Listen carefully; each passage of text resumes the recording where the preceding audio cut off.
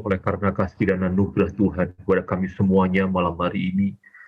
Sebab hanya oleh karena kekuatan Tuhan saja memberikan ketekunan kepada setiap sahabat-sahabat ini untuk terus-menerus beribadah setiap malam.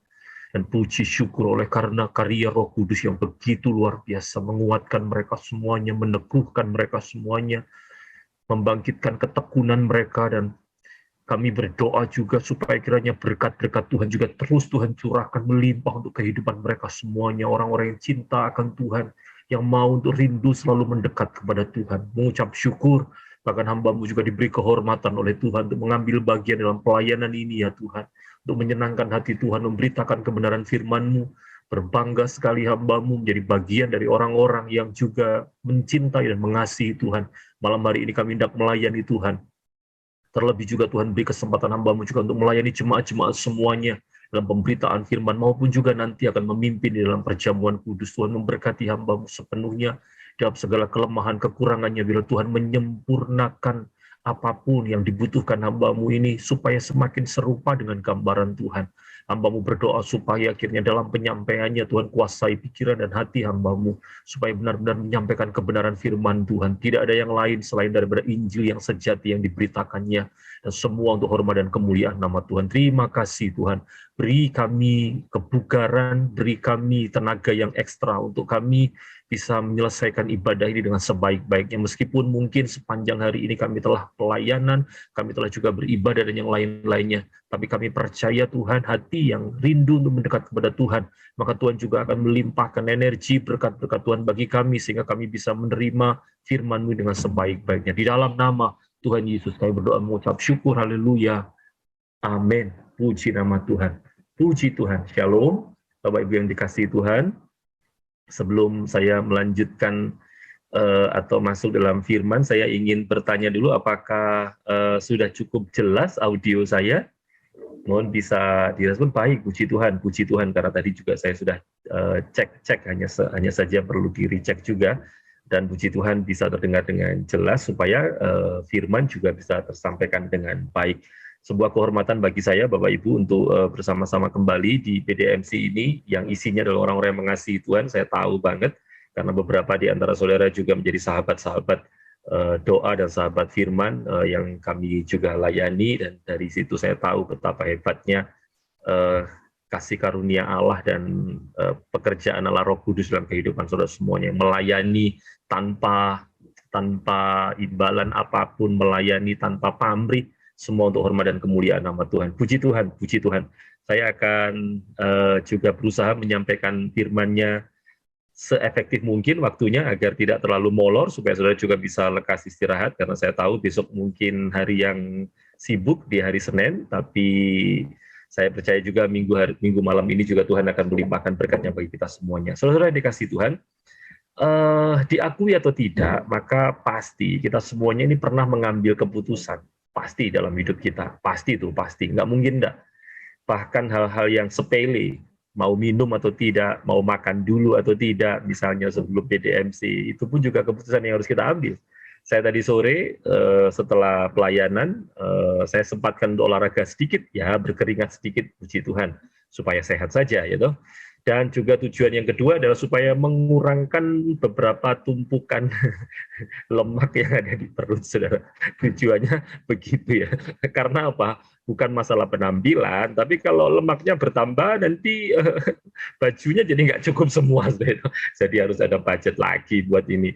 Jadi saya tadi ini sempat olahraga, lalu kemudian sekitar jam 5, setengah 6 saya makan. Nasi juga cuma sedikit sekali. Ini tadi sore jam 8 kurang 15, istri saya tiba-tiba begini, sayang, ini kan di Surabaya hujan, di tempat kami masih hujan. Dingin-dingin loh, kamu nggak lapar tak? Nanti pas menyampaikan firman malah kamu lemes. Terus saya diiming-imingi mie goreng. Mau mie goreng tak? Gitu. Indomie goreng. Dan akhirnya, ya udah separuhan ya, saya bilang gitu. Nggak tahan uji loh ya. Tapi itu juga keputusan ya, mau makan dulu atau tidak, gitu ya. Itu juga keputusan-keputusan. Ya tentu saja kalau hanya hal-hal seperti itu mungkin tidak berdampak signifikan. Tapi kan ada juga tuh keputusan-keputusan yang kita ambil dan itu berdampak signifikan. Terutama misalnya kita adalah seorang pemimpin perusahaan, business owner misalnya. Keputusan yang kita ambil itu akan sangat berdampak. Bukan saja pada diri kita, bahkan juga pada pegawai-pegawai dan yang lain-lainnya. Atau juga misalnya seorang hamba Tuhan. Seorang hamba Tuhan memutuskan sesuatu juga pasti melalui pertimbangan doa dan yang lain-lain. Tidak mungkin, tidak. Bahkan menentukan siapa ketua Natal saja, saya rasa seorang gembala juga memang harus berdoa sungguh-sungguh, gitu. Termasuk juga siapa pembicara yang hendak ini dijadwal untuk pelayanan. Menurut saya juga termasuk di PDMC ini juga mesti memang harus terus dibawa dalam doa. Tidak hanya sekedar dihubungi lalu sudah kita tunggu waktunya beliau melayani. Tapi maksud saya begini, saudara. Ada keputusan-keputusan yang besar yang kita ambil dalam kehidupan kita. Nah, pertanyaan saya adalah begini, kira-kira saat saudara mengambil keputusan-keputusan itu, apa yang menjadi landasan pertimbangan saudara saat hendak mengambil keputusan itu? Pada umumnya sih, orang akan memikirkan sesuatu sebelum dia mengambil keputusan. Jadi dia menggunakan pertimbangan pikirannya. Tapi ingatkah saudara bahwa mungkin saja saat apa yang kita ambil sebagai keputusan itu kemudian tidak menghasilkan sesuatu yang seperti kita harapkan, lalu kemudian orang lain berkata, "Loh ya apa sih ya? Kamu itu kok ambil keputusan kayak gitu sih dulu?" Biasanya jawaban kita apa? Jawaban kita biasanya begini, "Lah tak pikir waktu itu ya pasti akan berhasil," gitu. Jawaban kita biasanya begitu. "Lah aku pikir pasti akan berhasil tuh karena ini." Artinya apa? Kalau kita mengatakan itu berarti kita juga harus mengakui bahwa apa yang kita pernah pikirkan, pikiran kita yang kita gunakan sebagai bagian dalam pengambilan keputusan, itu ternyata juga bisa salah. Dan itu harus kita akui itu. Banyak kan hal-hal yang kita pikirkan ternyata tidak sesuai dengan ekspektasi kita, tidak sesuai dengan apa yang kita ini. Contoh misalnya yaitu anak muda yang waktu pacaran, seluruh foto-foto di IG-nya tuh isinya dia sama pacarnya itu. Ini saya gunakan orang lain kalau saya ngomong tentang mengingatkan saudara tentang mantan itu kan nggak enak gitu. Tapi pada saat masih pacaran tuh anak muda biasanya apa? Pikirannya adalah itu yang terbaik. Nih koko mami kalau diceritain sama mamanya, tuh yang best pokoknya. Itu sudah mulai dari yang bispeknya itu kayak mangga, mana lagi ya. Lalu kemudian talented, bakatnya main basket dan yang lain-lainnya, tinggi badannya, kulitnya putih, wangi dan yang lain-lain. Semua pertimbangan-pertimbangan itu dipikirnya adalah pasti akan memberikan kebahagiaan, tapi pasca putus, jangankan kok cerita soal mantan, seluruh foto-foto bersama mantan di IG semua dihapus. Itu anak muda. Saya nggak cerita tentang orang-orang yang sudah berkeluarga, nanti nggak enak gitu. Ini saudara jadi ingat mantan kan nggak enak juga itu. Tapi yang jelas begini, bahwa apa yang pernah kita pikirkan dan kemudian kita gunakan sebagai pertimbangan dalam pengambilan keputusan, ternyata bisa salah. Tidak cuma pikiran, bahkan hati kita yang juga merupakan pusat perasaan, itu rupanya juga bisa menipu kita tuh. Menipu kita.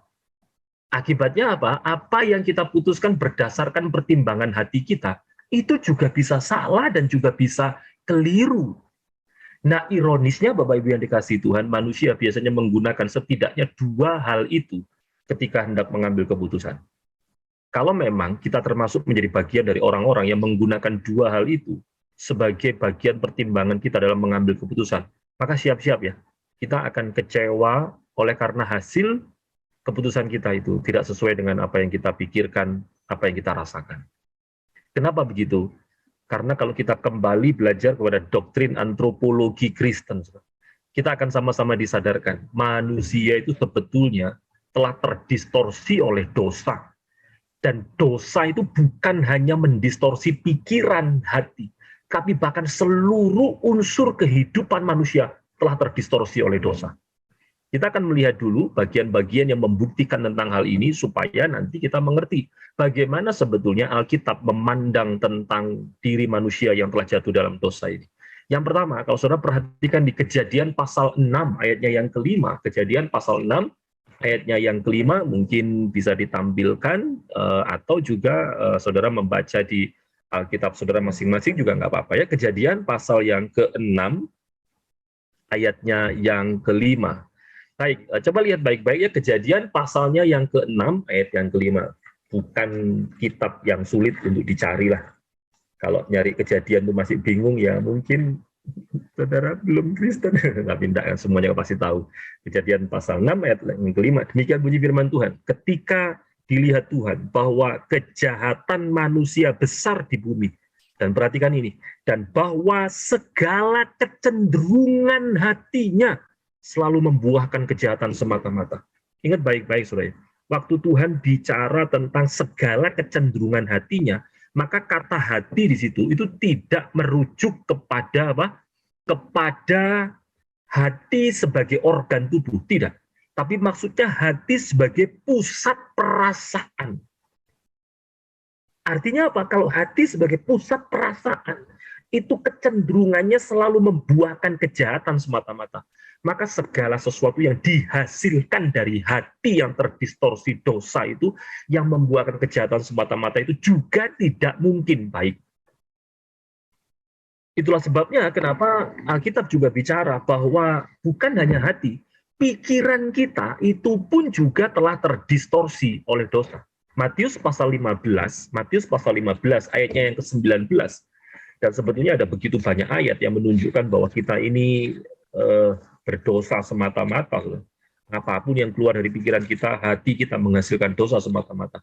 Tapi supaya mempersingkat waktunya, karena kita nanti juga akan berjamuan kudus, satu ayat yang tadi saya sampaikan kiranya cukup membuktikan tentang hati manusia yang kecenderungannya dosa. Matius pasal 15, ayatnya yang ke-19.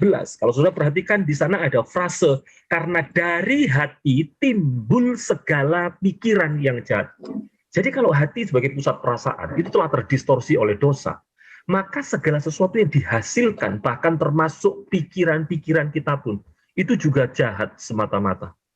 Saya ulang sekali lagi ya. Jadi kalau hati sebagai pusat perasaan telah terdistorsi oleh dosa, maka segala sesuatu yang dihasilkan dari hati sebagai pusat perasaan, termasuk pikiran dan yang lain-lain, itu pun juga pasti menghasilkan kejahatan. Dari hati timbul segala pikiran jahat, pembunuhan, perzinahan, dan seterusnya. Dua hal ini memberitahu kepada kita bahwa keadaan manusia pasca dosa itu tidak ada baik-baiknya sama sekali. Tidak ada baik-baiknya sama sekali. Yesaya 64 ayat 6 itu bahkan dikatakan, kesalehanku seperti kain kotor. Tidak ada baik-baiknya. Termasuk juga bahwa kehendak kita pun telah terdistorsi oleh dosa. Kalau kita baca Efesus pasal 2 ayat 3, kita akan mengerti hal itu. Hati nurani even itu juga terdistorsi oleh dosa.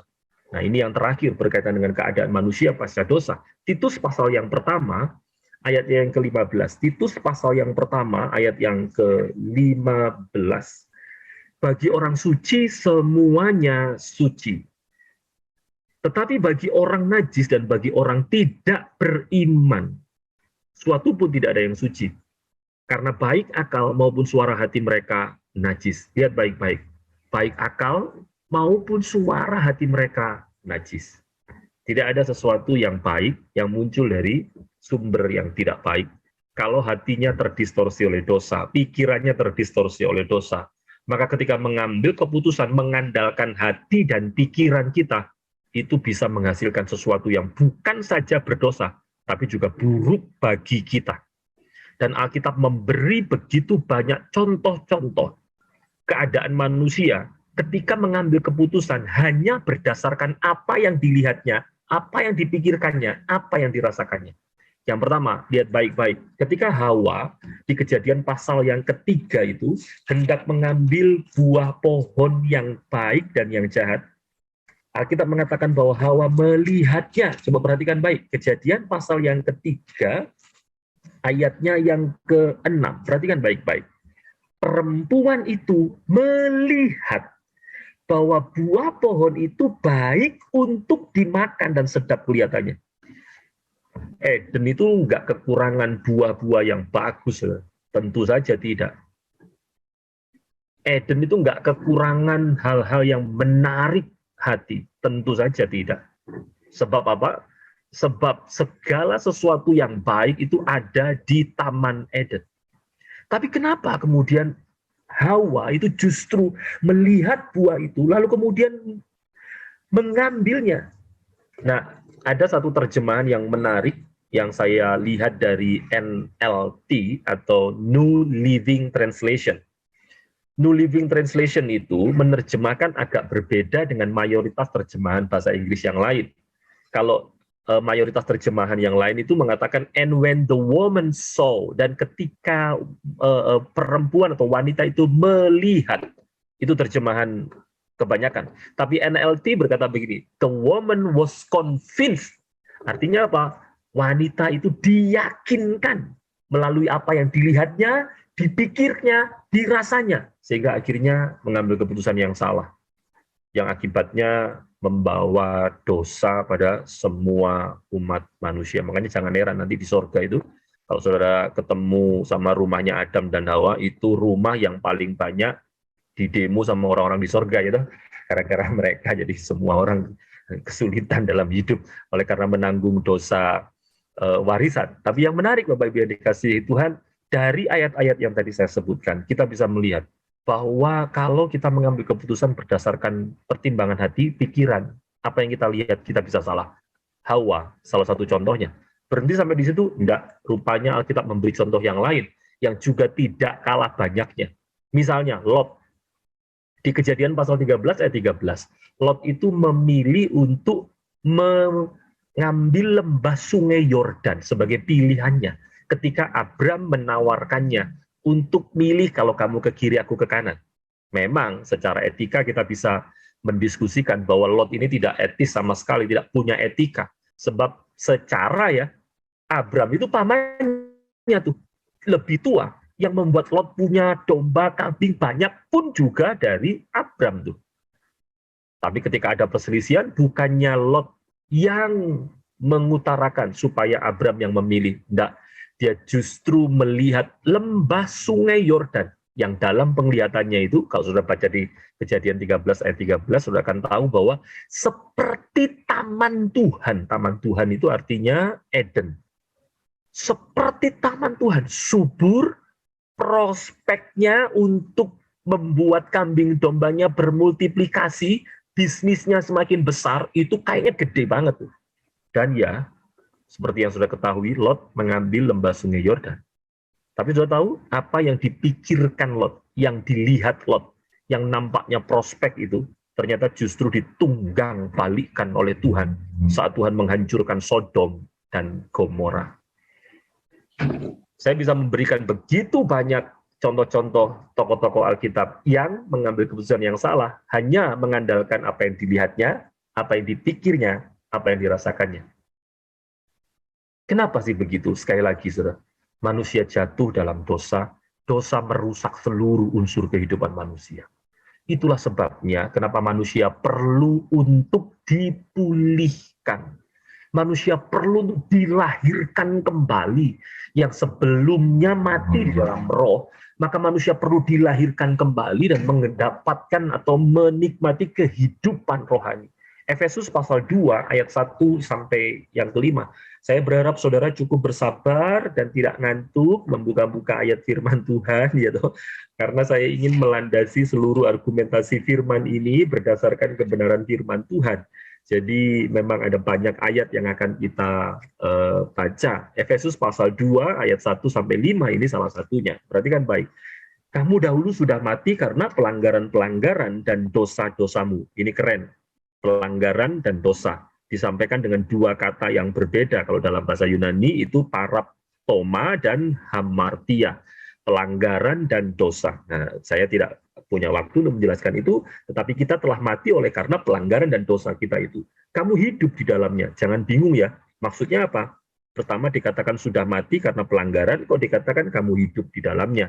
Ayat pertama menunjukkan status kita sebagai orang-orang yang mati secara rohani karena pelanggaran kita. Ayat kedua itu sedang menunjukkan bahwa kita itu terus-menerus melakukan pelanggaran demi pelanggaran, dosa demi dosa. Itu yang disebutkan dengan kamu hidup di dalamnya. Karena kamu mengikuti jalan dunia ini, karena kamu mentaati penguasa kerajaan angkasa, yaitu roh yang sekarang sedang bekerja di antara orang-orang durhaka, dan seterusnya, dan seterusnya. Puji Tuhan ada ayat 4 ini dituliskan. Kenapa? Ayat 4 itu diawali dengan kata tetapi, artinya mengkontraskan situasinya. Tetapi Allah yang kaya dengan rahmat, oleh karena kasihnya yang besar yang dilimpahkannya kepada kita, telah menghidupkan kita bersama-sama dengan Kristus. Sekalipun kita telah mati oleh kesalahan-kesalahan kita, oleh kasih karunia, kamu diselamatkan. Ini menarik, Bapak Ibu yang dikasihi Tuhan. Dan kita bersyukur ada ayat-ayat seperti ini ya, yang harusnya waktu kita membacanya dengan hati yang dipimpin oleh Roh Kudus, itu harusnya menggetarkan kita. Menggetarkan kita, menyadarkan kita tentang betapa kacaunya keadaan kita, dan betapa mulianya kasih Kristus bagi kita. Tapi ya, kita perlu dipulihkan, kita perlu dihidupkan, supaya apa? Pikiran kita tidak dipengaruhi oleh dosa, hati kita tidak dipengaruhi oleh dosa, mata kita dalam menilai sesuatu juga tidak dipengaruhi oleh dosa. Dipengaruhi oleh apa? Oleh firman Tuhan. Tahukah saudara bahwa ketika orang dilahirkan kembali, mengalami kelahiran baru, maka Roh Kudus yang berkarya dalam kehidupannya itu juga akan menuntun orang ini untuk kepingin belajar firman Tuhan. Itu pasti, tidak mungkin tidak. Makanya kalau ada orang Kristen yang mengabaikan firman, itu menurut saya perlu dicek lagi tuh kesehatan rohaninya. Dan salah satu parameter untuk ngecek kesehatan rohani, salah satunya yaitu kehausan kita akan firman Tuhan.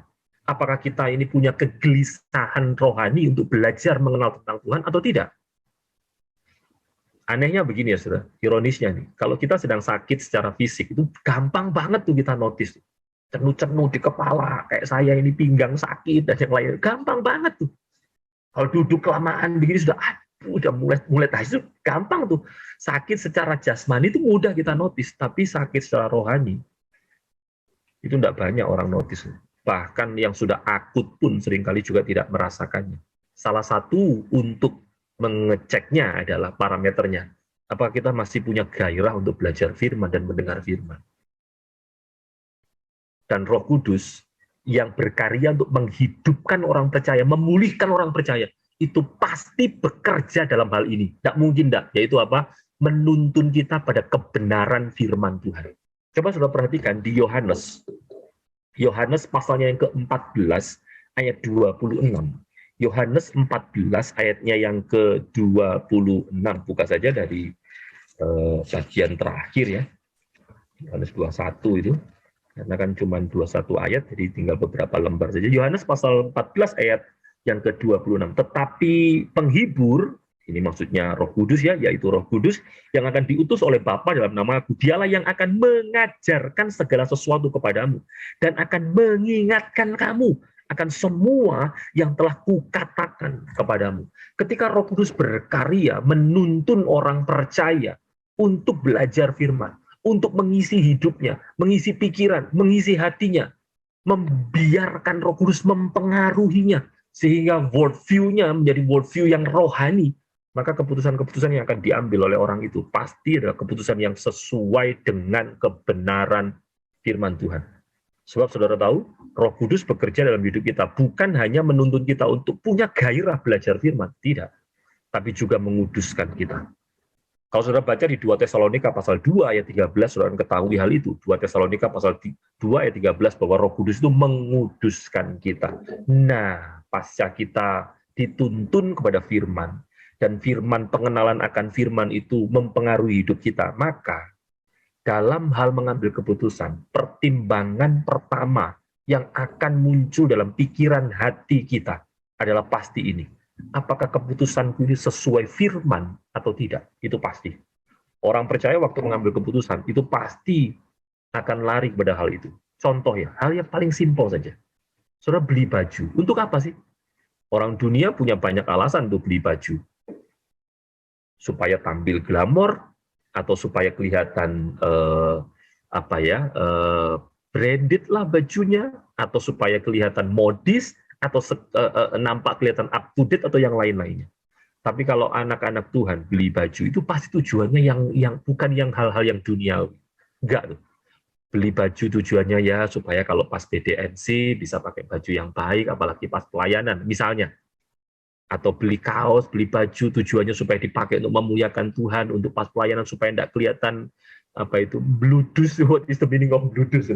Orang Jakarta mungkin nggak tahu bludus, ini nggak tahu. Khususan tahu bludus enggak? Bludus itu apa ya? Nggak pantas lah dipakai gitu. Saya punya teman sudah pelayanan doa pagi juga. Dulunya dia ini pelayanan sendiri doa pagi. Sekarang sudah enggak. Itu kalau ini mimpin doa pagi itu pakai kaos ininya sobek gitu. Saya nggak ngerti, sudah. Saya nggak ngerti kok kenapa begitu sih gitu ya. Kenapa saya akhirnya ya memberanikan diri untuk brother mungkin bisa ini karena saya tahu dia juga punya baju yang nggak sobek, kenapa pakai yang sobek gitu. Maksud saya begini, kalau orang-orang yang hendak memuliakan Tuhan, yang ketika mengambil keputusan itu memikirkan sesuai enggak dengan firman Tuhan, maka dalam hal-hal kecil, beli baju kayak, lalu nuruti keinginan anak, dan semuanya, nuruti keinginan istri, atau melayani suami, dan yang lain-lain, semuanya pasti ditimbang tentang keselarasannya dengan firman Tuhan. Kenapa begitu? Sebab mereka tahu bahwa firman Tuhan satu-satunya sumber kebenaran. Kita akan melihat beberapa ayat Alkitab, saudara, yang menunjukkan bahwa firman Tuhan itu adalah kebenaran. Coba perhatikan 2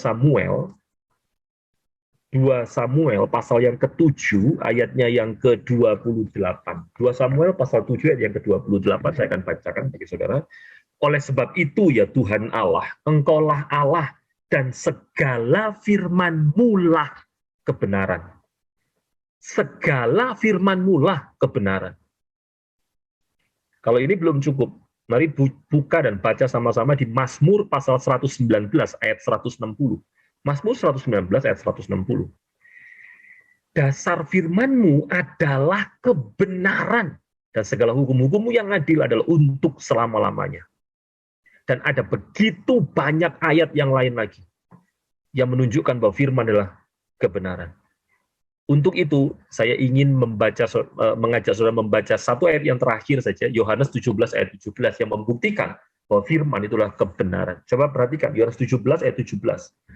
Kuduskanlah mereka dalam kebenaran. Firman-Mu adalah kebenaran. Dan ada banyak sekali ayat yang menyampaikan hal ini, Bapak Ibu yang dikasihi Tuhan, yang seharusnya menyadarkan kepada kita bahwa ya, kalau kita hendak mengambil keputusan yang benar, biarkan firman mempengaruhi pikiran dan hati kita. Izinkan firman untuk menjadi parameter yang paling unggul, yang paling tinggi yang hendak kita pakai untuk mengambil keputusan apapun. Izinkan firman untuk menjadi otoritas puncak dalam hidup kita. Bapak Ibu yang dikasihi Tuhan, kalau kita melakukan hal ini, maka tidak mungkin kita mengambil keputusan yang salah dalam hidup kita. Sebab apa? Pikiran kita, apa yang kita pandang sebagai pertimbangan, hati kita, semuanya dikuasai oleh firman. Well, hal-hal yang seperti ini memang tidak bukan sesuatu yang jarang kita dengar. Kita sering dengar itu. Bahwa kalau kita mengambil keputusan harus sesuai dengan firman. Dan kita tahu itu. Tapi pertanyaannya begini, lalu bagaimana sih dalam aplikasinya supaya kita lebih mudah mengambil keputusan yang sesuai dengan firman? Apakah setiap kali hendak mengambil keputusan, kita mesti lihat Alkitab? Mana ya ayat yang berbicara soal beli celana atau enggak ya? Apakah seperti itu?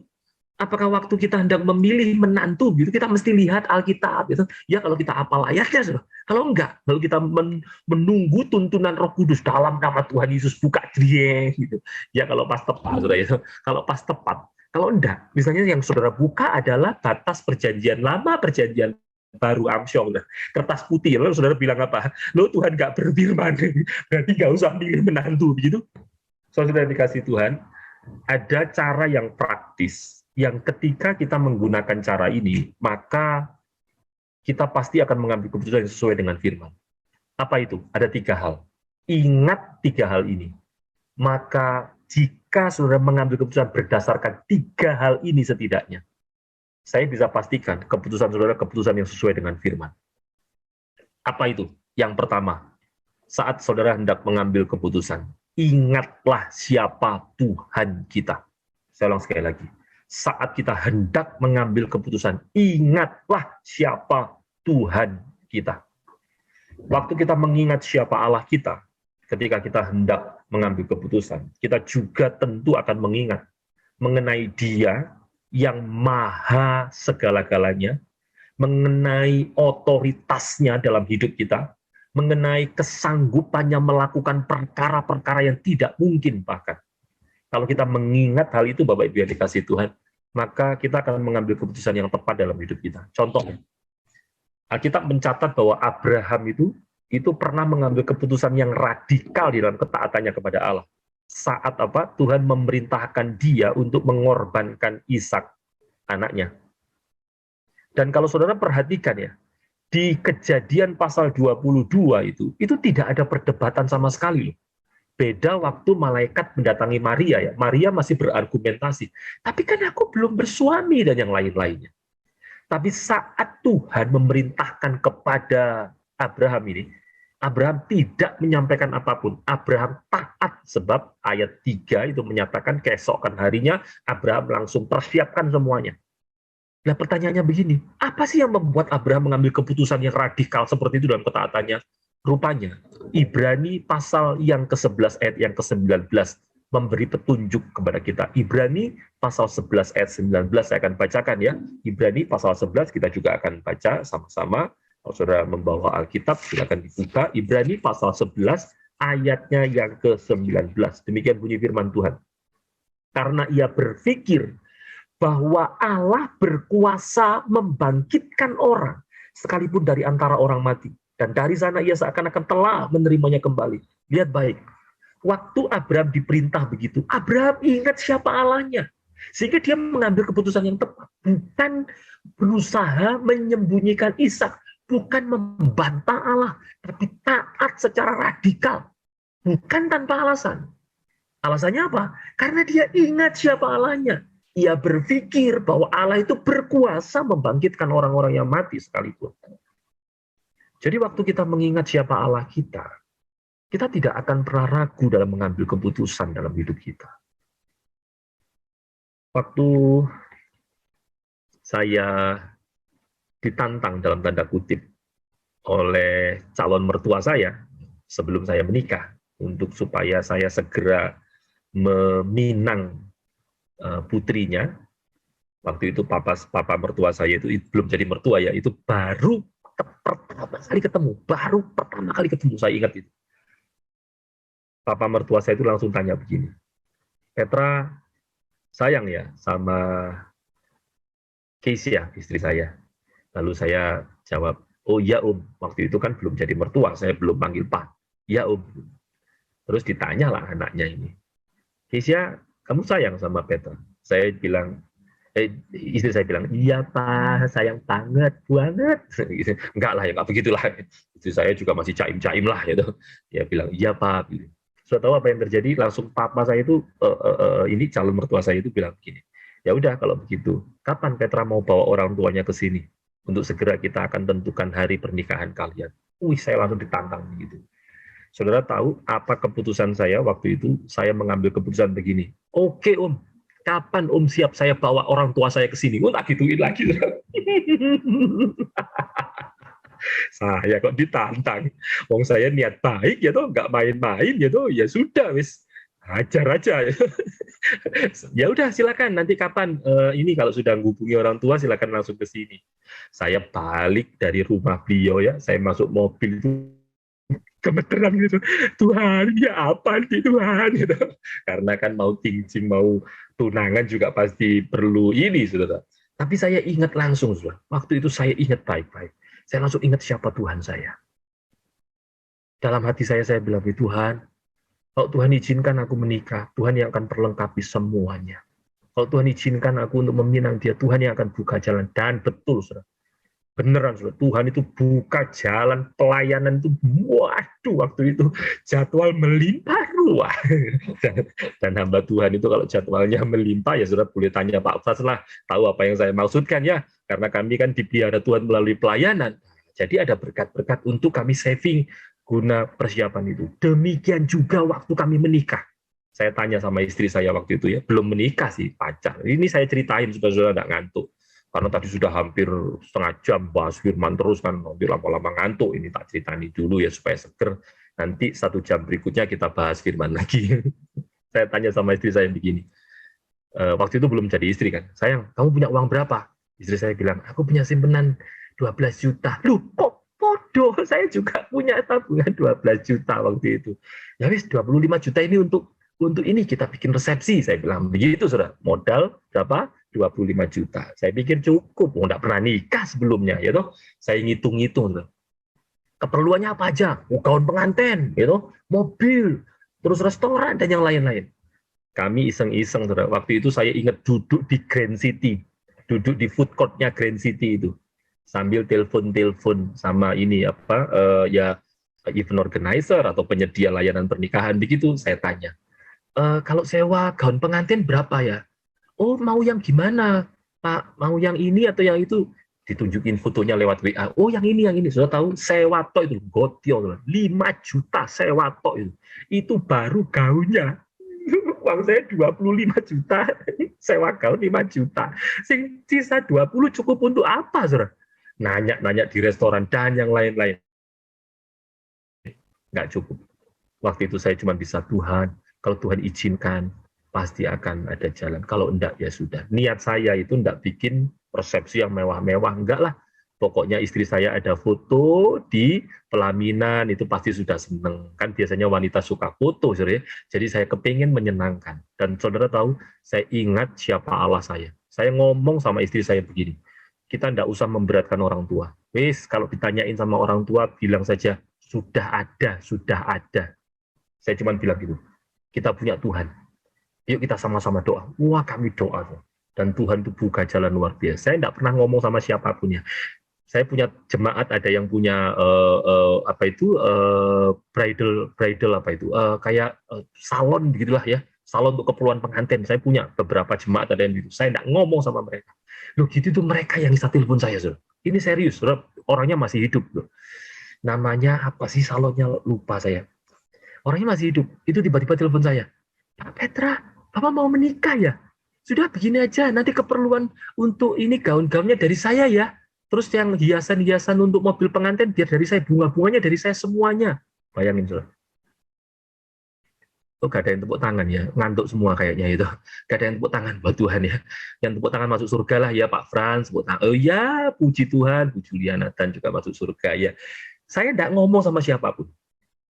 Saya punya teman ya juga beberapa ini jemaat punya restoran, itu juga tiba-tiba dengar. Telepon saya juga, Pak mau menikah ya? Ayo Pak pakai restoran kami aja, sudah tidak usah mikir biayanya, sudah pakai aja. Sudah mau undang berapa, undang aja. Kami kan punya ini sendiri, kan bisa langsung masak. Jadi kalau misalnya kurang langsung kita masakin. Kayak gitu, saudara. Semuanya disediain Tuhan.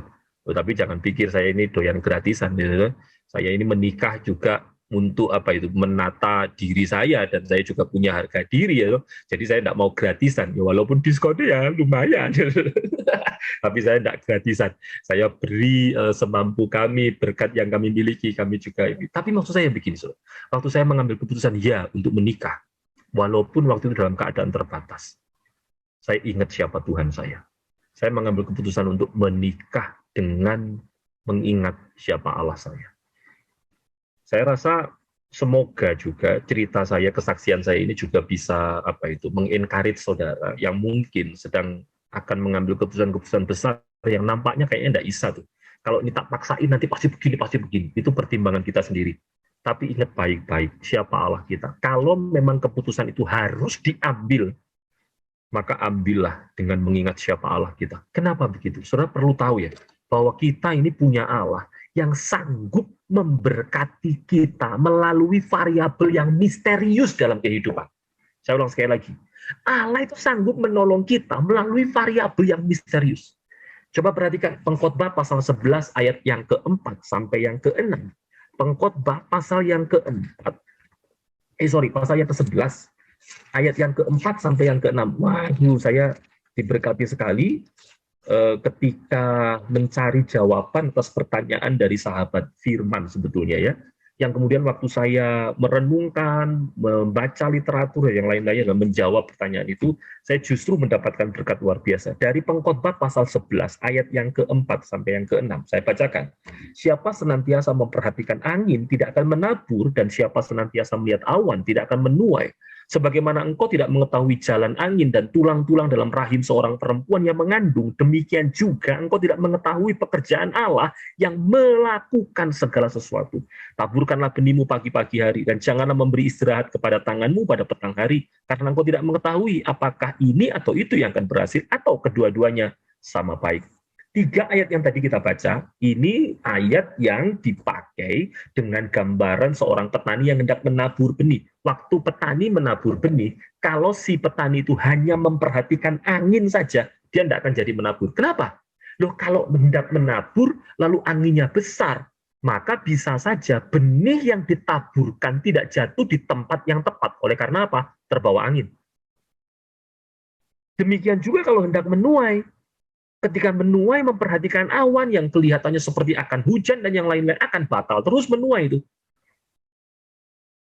Tapi dikatakan apa? Kita perlu tahu di ayat yang kelima bahwa kita punya Allah yang melakukan segala sesuatu. Dan sebelum dikatakan di ayat itu, disampaikan juga, sebagaimana engkau tidak mengetahui jalan angin dan tulang-tulang dalam rahim seorang perempuan yang mengandung, demikian juga engkau tidak mengetahui pekerjaan Allah yang melakukan segala sesuatu. Ayat 5 ini memberi kejelasan bahwa Allah itu sanggup menolong kita melalui variabel yang misterius. Contoh, misalnya ya, kalau orang menabur, hendak menabur, lalu memperhatikan angin. Bukankah Allah juga bisa tuh, pada saat orang itu hendak menabur, tiba-tiba membuat anginnya reda, oleh karena Allah itu bekerja melalui variabel-variabel yang misterius dalam hidup kita. Bisa saja. Sama seperti juga seorang petani yang hendak menuai, yang nampaknya misalnya mau hujan. Bukankah Allah bisa bekerja melalui variabel yang misterius? Apa itu? Angin. Sehingga mendorong awan yang gelap, kemudian tidak jadi hujan. Bisa saja. Saudara-saudara, yakini satu hal ini, bahwa Allah itu sanggup menolong kita, bahkan melalui variabel-variabel yang misterius. Itulah sebabnya saat saudara hendak mengambil keputusan, ingatlah siapa Allahmu. Yang kedua, yang saudara perlu juga ingat ketika hendak mengambil keputusan, sadari siapa jati diri kita. Sadari siapa jati diri kita. Di Alkitab ada contoh yang menarik sekali, yang sering kali saya gunakan sebagai contoh tentang kesadaran seseorang mengenai jati dirinya, adalah ketika Daud hendak melawan Goliat. Saat Daud hendak melawan Goliat, di 1 Samuel pasal 17, ayat yang ke-36-37, Daud itu menyadari bahwa dirinya ini orang bersunat, dan Goliat itu bukan orang bersunat. Nah, ini tentu Daud tidak hanya ngomong soal kondisi organ tertentu di dalam diri Goliat dan di dalam dirinya, tidak. Tapi yang Daud tidak sampaikan, Daud sadar kalau dirinya orang bersunat, itu berarti dirinya adalah keturunan Abraham yang berhak menerima janji-janji berkat dari Tuhan. Sementara Goliat bukan orang bersunat, berarti bukan keturunan Abraham, berarti tidak menerima berkat-berkat dari Tuhan. Itulah sebabnya kenapa Daud berani step forward mengambil langkah melawan Goliat. Sama seperti kita. Kalau kita sadar siapa diri kita, maka kesadaran itu akan membawa kita berani mengambil keputusan-keputusan yang besar. Sebab kita tahu siapa kita di hadapan Allah. Ini penting. Ini penting. Bukan hanya sisi yang positif ya, tapi bukan juga sisi yang lainnya. Kalau kita sadar siapa diri kita, maka kesadaran akan jati diri kita, bahwa kita ini anak Tuhan, orang tebusan Allah, itu juga pasti akan menghindarkan kita dari keputusan-keputusan yang salah yang bertentangan dengan firman. Contoh misalnya, kalau saudara sadar siapa diri saudara, dan siapa keluarga saudara di hadapan Tuhan, tentu tidak akan pernah mengizinkan, misalnya anak kita berhubungan, berpacaran, atau bahkan mau menikah dengan orang yang tidak kenal Tuhan. Bahkan jika orang itu kaya sekaya-kayanya sekalipun. Saya berdoa supaya tidak ada seorang pun yang melakukan hal ini. Sebab pengetahuan, pengertian bahwa kita ini anak Tuhan harusnya menyadarkan kita bahwa kita harus hidup sesuai dengan firman. Jadi, yang kedua yang perlu kita ingat dalam hal mengambil keputusan adalah sadari siapa jati diri kita. Kalau kita ingat itu, maka tidak ada cerita tuh. Misalnya ada kekeliruan yang kita ambil. Contoh ya, kalau seorang pria, seorang bapak ingat tentang siapa jati dirinya, maka pria-pria ini tidak akan pernah mungkin misalnya sampai jatuh di dalam perzinahan misalnya. Lalu kemudian hidup di dalam perzinahan itu. Tidak mungkin. Kalau seseorang anak Tuhan mengingat siapa dirinya di hadapan Tuhan, maka dia pasti akan segera menghindarkan diri, lari daripada semua itu, minta ampun, bertobat sungguh-sungguh kembali kepada keluarga. Atau bahkan mengurungkan niatnya yang bisa saja membawanya jatuh dalam dosa. Kalau kita sadar. Demikian juga kalau kita mengingat siapa jati diri kita, misalnya ibu-ibu, istri-istri yang memang dipanggil Tuhan untuk apa? Melayani suami, maka tidak mungkin akan keberatan meskipun suami itu pelit. Saya ini menurut saya bukan orang yang pelit ya. Menurut saya.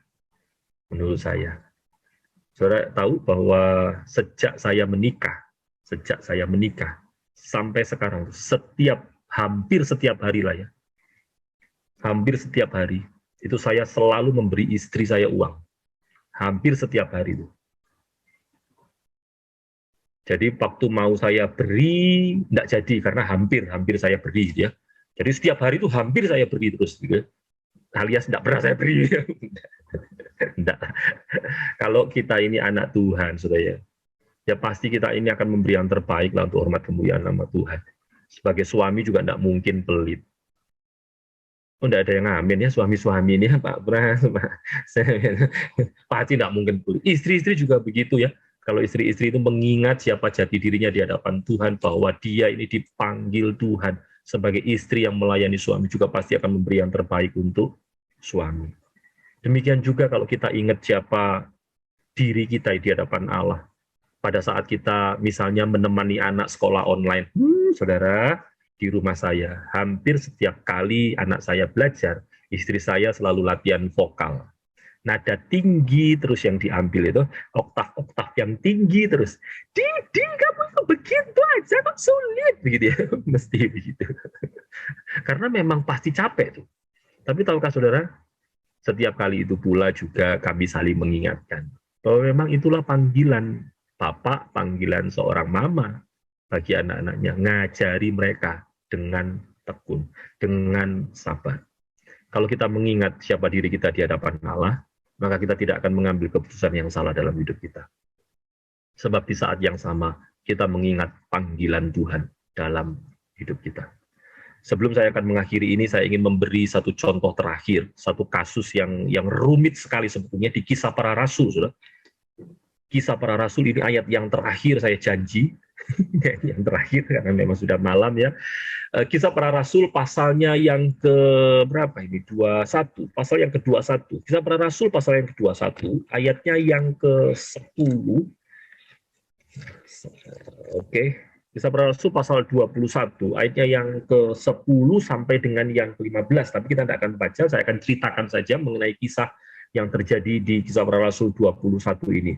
Ini adalah kisah tentang perjalanan atau niatan Paulus untuk ke mana? Yerusalem. Tapi sudah tahu, waktu itu Yerusalem tidak sedang dalam keadaan yang kondusif. Sehingga jemaat-jemaat itu, rekan-rekan sepelayanan, itu menggandoli. Do you know what is the meaning of menggandoli? Berusaha supaya Paulus ini tidak berangkat ke sana. Berusaha. Bahkan Roh Kudus itu memberitahu beberapa kali mengenai apa yang bisa saja terjadi, apa yang akan terjadi kepada Paulus jika dia ke Yerusalem.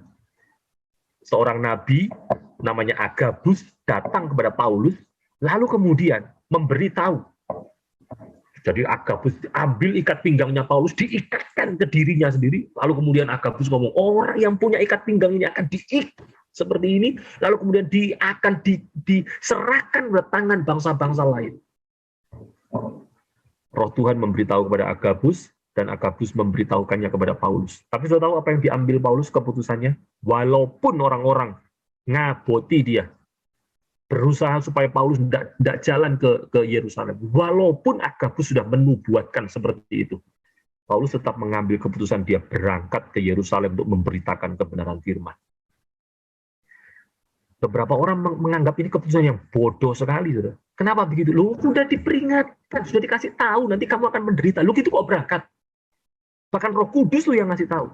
Makanya beberapa orang, saya pernah mendengar agak salah tuh menyampaikan hal ini dengan berkata bahwa Paulus ini sebenarnya sedang menentang firman Tuhan, menentang Roh Kudus. Padahal tidak, saudara.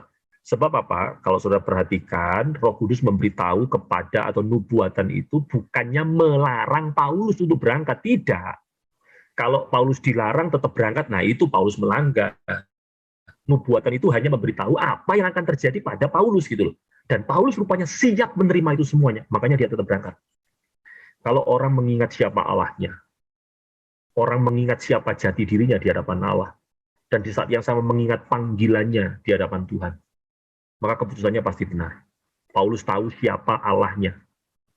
Paulus tahu juga siapa jati dirinya di hadapan Tuhan. Panggilannya sebagai seorang rasul yang akan terus mendorong dia melayani.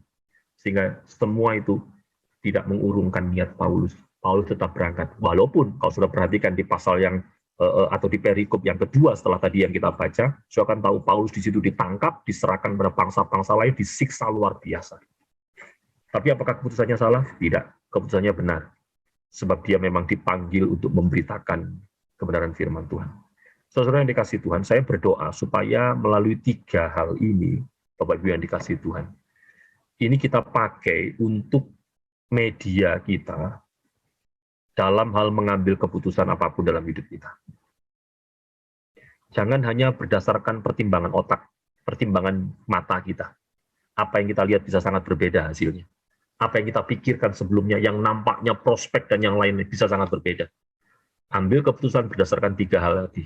Ingat siapa Allahmu, ingat jati dirimu, dan ingat panggilanmu di hadapan Tuhan. Kalau saudara melakukan ketiga hal ini, maka keputusan saudara pasti adalah keputusan yang baik di hadapan Tuhan. Saya akan menutup ini dengan sebuah kesaksian saya pribadi. Bapak Ibu yang dikasih Tuhan, waktu awal-awal COVID-19, wah itu saya sebagai kepala keluarga memang berat sekali, saudara. Sebab memang kami sekeluarga dipelihara Tuhan melalui pelayanan yang kami lakukan. Dan karena gereja tutup karena COVID-19, akibatnya tidak ada pelayanan sama sekali. Dan kalau tidak ada pelayanan, maka kami juga pasti terbatas. Wah, waktu itu saya galau luar biasa. Seingat saya dalam panggilan saya, itu saya galau dalam panggilan saya itu 2 kali. Yaitu ketika gereja yang dulu saya layani itu kemudian pecah begitu. Lalu kemudian yang kedua yang kemarin waktu awal-awal COVID, waduh saya galau sekali. Saya sempat berpikiran, ini to be honest ya di hadapan saudara ya. Saya menyaksikan ini karena kan sudah lewat ya. Kalau saya menyaksikan ini, saya masih dalam penderitaan itu ya itu berarti saya tidak punya integritas karena sedang menggerakkan hati manusia untuk menyumbang saya kan begitu. Tapi enggak. Waktu awal-awal itu saya sampai berpikir, apa saya mau nge-grab aja ya demi untuk mencukupkan kebutuhan. Apa saya mau lakukan apa ya? Jual apa ya? Jualan apa ya? Mikir begitu. Padahal saya tahu saya dipanggil Tuhan secara khusus memang hanya untuk menerima pemeliharaan Tuhan dari pelayanan saya. Jadi penghidupan kami itu memang hanya dari pelayanan. Makanya saya kalau membantu teman misalnya ya, seperti yang kemarin itu membuatkan ini jingle untuk iklan di TV dan yang lain-lain, saya tidak terima apapun. Saya memang tidak mau terima hal yang begitu. Saya bantu karena dia anak Tuhan gitu saja ya. Tapi dia mau kasih sesuatu, saya tidak. Saya tak pelayanan saja. Karena memang panggilan saya seperti itu. Waktu itu saya galau, saudara. Tapi 3 hal yang tadi saya sampaikan itu menjadi tuntunan bagi saya, yang hari ini saya bagikan kepada saudara.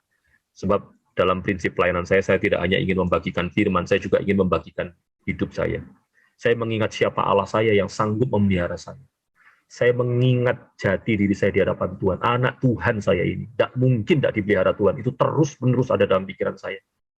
Saya juga di saat yang sama mengingat panggilan saya sebagai hamba Tuhan sepenuh waktu. Sehingga saya tidak jadi itu nge-grab atau apapun. Saya tidak menyalahkan kalau ada hamba Tuhan itu. Tidak ya, itu panggilannya mungkin berbeda-beda. Saya dipanggil Tuhan secara khusus untuk hanya dipelihara Tuhan melalui hasil pelayanan saya. Dan hanya saya memikirkan begini, wes kalau begitu saya tak lakukan sesuatu untuk pekerjaan Tuhan. Yang penting saya tidak mau nganggur di hadapan Tuhan. Jangan sampai kalaupun saya mati itu sebagai hamba Tuhan yang pengangguran, nggak ada pelayanan untuk Tuhan itu. Akhirnya saya buat doa pagi. Dan waktu itu saya gumuli betul-betul. Dan Tuhan itu kasih tanda, peralatan semua yang kami gunakan pada waktu awal, semua dari Tuhan. Semua dari Tuhan. Itu jadi tanda saya untuk melakukan itu. Saya lakukan itu. Dan jujur di hadapan Tuhan dan di hadapan saudara semuanya, orang-orang yang kami baru kenal, itu menjadi bagian berkat kami. Tidak banyak di antara mereka, tapi paling tidak mereka menjadi bagian berkat Tuhan bagi kami. Di saat-saat di mana gereja masih tutup, mereka digerakkan Tuhan untuk menjadi berkat bagi kami. Saya tidak pernah tulis nomor rekening saya di doa pagi. Saudara boleh tanya sahabat-sahabat doa. Tidak pernah. Saya punya integritas. Saya ngomong begini sambil merinding, saudara. Sambil saya itu ngomong dengan hati saya. Saya ingat siapa Allah saya. Saya ingat siapa jati diri saya di hadapan Tuhan. Saya ingat panggilan saya. Itu saja yang melekat dalam pikiran dan hati saya dalam mengambil keputusan di masa-masa sulit waktu itu. Dan puji Tuhan sampai dengan hari ini Tuhan memelihara kami semuanya. Anak-anak saya bisa sekolah tepat pada waktunya, walaupun bapaknya tidak punya duit untuk mendaftarkan sekolah. Istri saya bisa tetap belanja, masak, dan yang lain-lainnya, semua dari Tuhan. Keputusan-keputusan yang saudara ambil, biarlah berdasarkan 3 hal tadi. 3 hal tadi adalah 3 hal yang praktis, supaya keputusan saudara tidak salah, dan sesuai dengan firman. Ingat siapa Allahmu. Ingat siapa jati dirimu di hadapan Tuhan. Dan ingat panggilanmu. Tuhan Yesus memberkati kita semuanya.